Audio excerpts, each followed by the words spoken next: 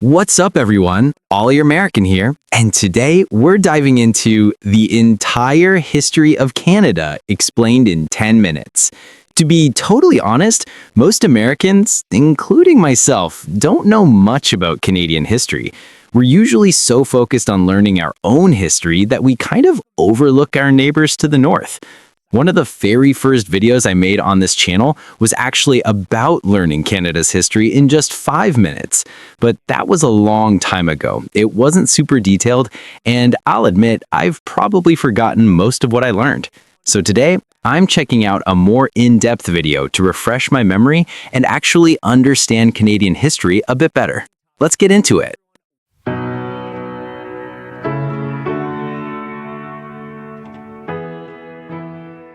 Canada, known for their delicious maple syrup. Okay, and being home let's to see nearly what all I of the greatest hockey actually players of know all about time, is Canada. the second largest nation Probably on not Earth, much. and with approximately 2 million lakes, contains over 50% of the freshwater lakes on the planet.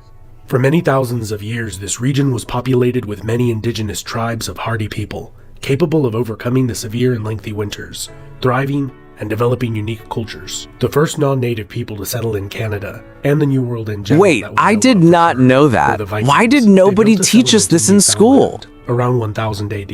It is unclear for exactly how long this settlement was occupied for, or if there was more, but ultimately, it was either abandoned, pillaged, or its inhabitants succumbed to disease, or assimilated into the local population.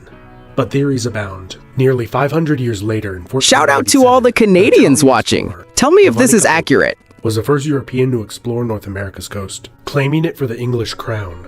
Shortly after, the Spanish and the Portuguese would do the same, but remained uncolonized for several decades, with only a few seasonal Portuguese and Basque fishing outposts built, until the French arrived. Jacques Cartier claiming the land for France in 1534. Hold He up, named the that Gulf and happened river before after the St. US was Lawrence's even a feast day country? in which he arrived. That's The French wild. called the territory around the river Canada, after the native word for settlement. After several failed attempts at permanent settlement succumbed to starvation and disease, the cities of Quebec and Port Royal were successfully established. By 1670, the English colonies in the south had Imagine expanded, living and new through that settlements were time. established I'd in be Newfoundland terrified. and south of the Hudson Bay. The fur trade, particularly in beaver pelts, became extremely lucrative, as it became the favored material for hat makers and luxury winter clothing in northern Europe. This greatly encouraged further northern settlement by both English and French fur trappers seeking to make a fortune.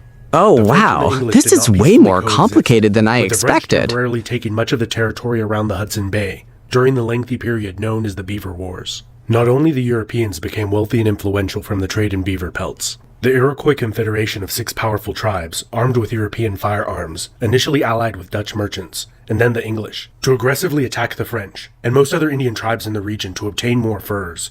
That Many of these explains tribes so banded together much about modern to halt military Canada. expansion. Peace was negotiated after 72 years of fighting, and many, mostly Indian lives lost. And little territorial change. The region of New France was comprised of several colonies. Canada and Louisiana were the largest, along with the smaller Plaisance and Acadia, which the British Empire obtained from the French in the Treaty of Utrecht in 1713 in a complicated agreement concerning the War of Spanish Succession. France I also love how recognized the peaceful legitimacy of Canada the Hudson seems Bay now, Company's but the claim on history Rupert's is Land. intense. Interestingly, the Hudson Bay Company is still in existence today, primarily as owners of a retail store chain, bearing their name. Despite their larger territory, the French increasingly became outnumbered by the rapidly growing British colonies surrounding them, by a margin of 10 to 1 by the time the next major conflict between the two occurred. During the 7 Years' War, or the French and Indian War, as it has become known in much of North America, French-speaking Acadians were deported far from the Canadian Bro, I never borderlines, realized how some of whom important this formed the event basis of much was. of the Cajun population of modern-day Louisiana and New Orleans. Both English and French empires sent thousands of regular infantry to North America during the war, supported by local militias and Indian tribes. The greatly outnumbered French relied heavily on Indian allies. and No fought the way. British to Tell me advance I'm not early the only one learning until the this British for the first successfully besieged time. the cities of Quebec and Montreal. Despite the French later defeating the British in a pitched battle, they failed to retake their capital city. In the treaty that ended the war soon after, France ceded Canada to Britain, while giving Louisiana territory to her ally, Spain. It is important to note at this time much of North America's non-coastal areas were still largely unpopulated, with many of the native tribes Respect to heavily Canada, affected through honestly. warfare and This is invasive impressive. diseases from which they had little immunity. With a population of approximately 3 million, the American colonies waged a successful rebellion against the British Crown. A little over a decade later, The Americans attempted and failed to take Quebec, which remained loyal to Great Britain. After the war, many British loyalists moved north into Canada. During the following War of 1812, both British and American armies That moment launched several failed changed invasions of each everything. other's territory, You can feel ending it. in military stalemate, and the status quo was maintained. The treaties following the war established a more formalized border between the two nations. Despite the Canadians' desire not to join their American neighbors to the south, movements for self-rule increasingly grew among the Canadian lower and middle classes, culminating in the rebellions of 1837 and 38 that were severely dealt with and crushed, and saw the short-lived Republic This of video Canada is giving me a whole by new William Lloyd appreciation Garrison. for Canada. Despite the Republic's short-lived lifespan and diminutive size, widespread public support, not only from many Canadians, both French and English-speaking, but also from Americans to the south, spurred Great Britain's government to make major concessions in the rebellion's aftermath.